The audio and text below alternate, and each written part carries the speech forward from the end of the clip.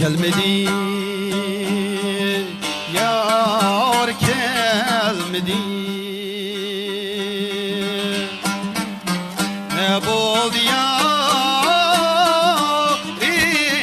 gelmedi. Ne oldu yarim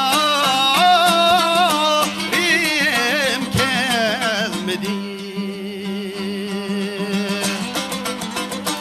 Atının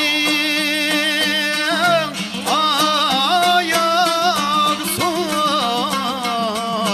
diye bana bul diye gelmedi. Atının ayağısın diye bana bul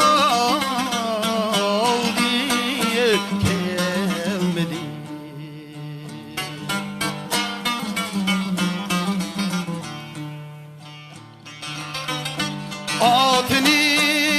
Atının ayağısın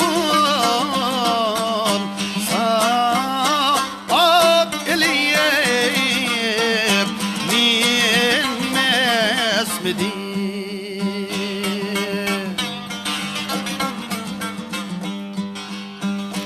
Atının ayağısın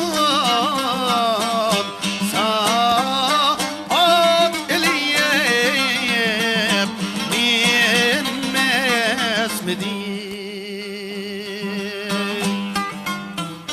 Yarının külliydi bu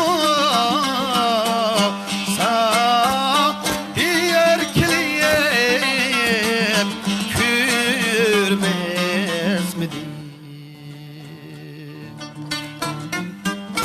Yarının külliydi bu erkeleyip kürmez miydi?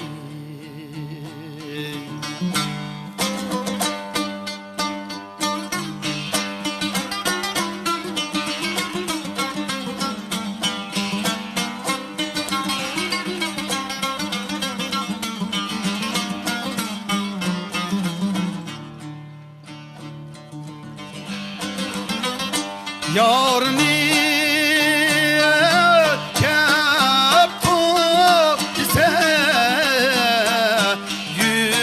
yüreğim çıkay başım bilen.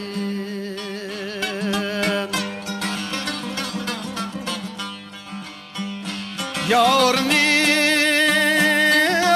kaptım ise yüreğim çıkay başım bilen. Yar yürgen